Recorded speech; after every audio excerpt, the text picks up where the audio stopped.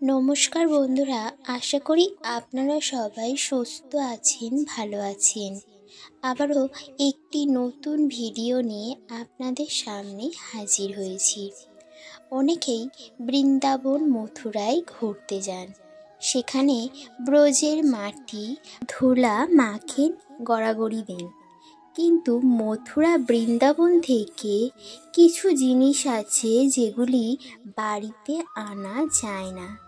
চলুন আজকের সেগুলি জেনে নেব যে মথুরা বৃন্দাবন থেকে কোন জিনিসগুলি আনা যায় না।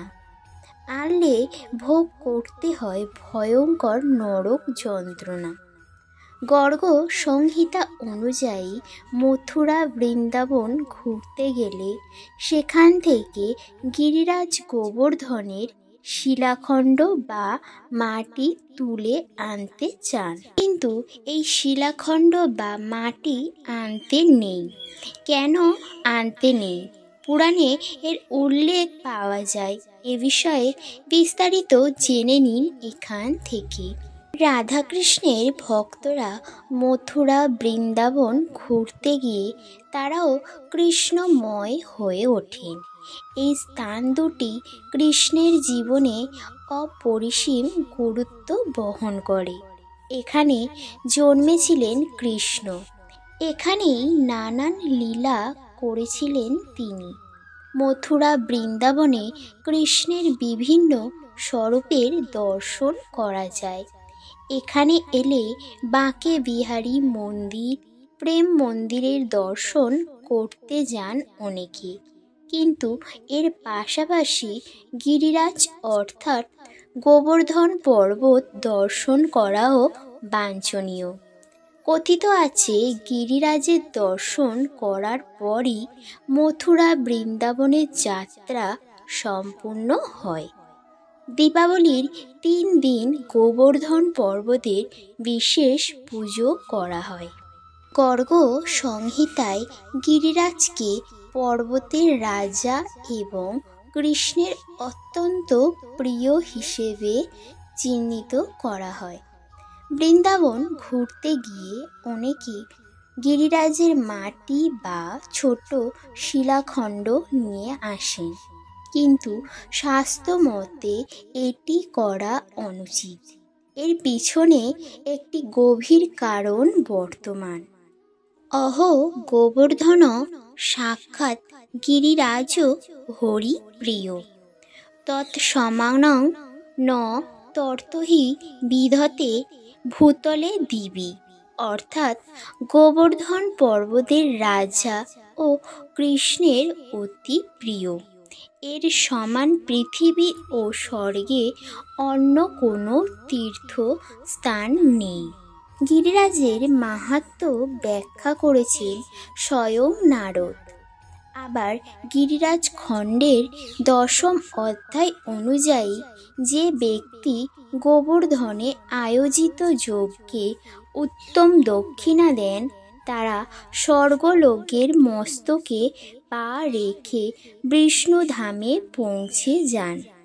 গিরিরাজের মাটি বাড়িতে আনা উচিত কিনা? পুরাণে উল্লেখ পাওয়া যায় যে মর্তে জন্মগ্রহণের আগে রাধা কৃষ্ণের কাছে এমন কোনো স্থানের ইচ্ছা প্রকাশ করেন যেখানে শান্তি বাস করেন এবং যেখানে তিনি একান্তে রাস করতে পারেন।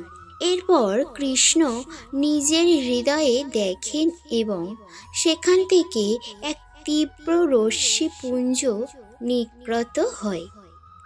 সেটি গোবর্ধন পর্বতের আকার নেয়। এই পর্বত মনোরম ও সুন্দর। এর কিছু সময় পর কৃষ্ণ মর্তে অবতরণের জন্য প্রস্তুত হলে তিনি রাধাকেও নিজের সঙ্গে আসতে বলেন।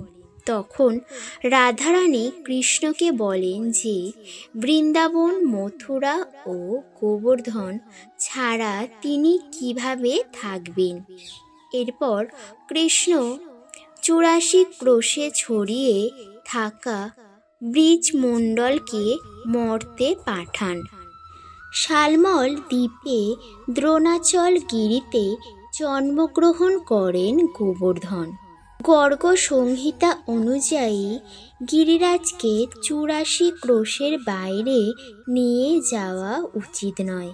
মনে করা হয় এমন করলে ব্যক্তির ঘোর অনিষ্ট হয়। কৃষ্ণ স্বয়ং গিরিরাজের পুজো করার কথা বলেন। পর্বতের কোনো অংশের পুজো করা সম্ভব না হলে গরুর গোবর দিয়ে গোবর্ধন বানিয়ে তার পুজো করা উচিত। আবার যারা গিরিরাজের শিলাখণ্ড নিয়ে যেতে ইচ্ছুক তাদের এর বিনিময়ে সোনা নিবেদন করতে হবে, না হলে ভয়ঙ্কর নরক ভোগ করতে হবে। যাবৎ ভগীরথী গঙ্গা যাবৎ গোবর্ধন গিরি, তাবৎ কালে প্রভাস তু ভবিষ্যতি ন কহিচিৎ।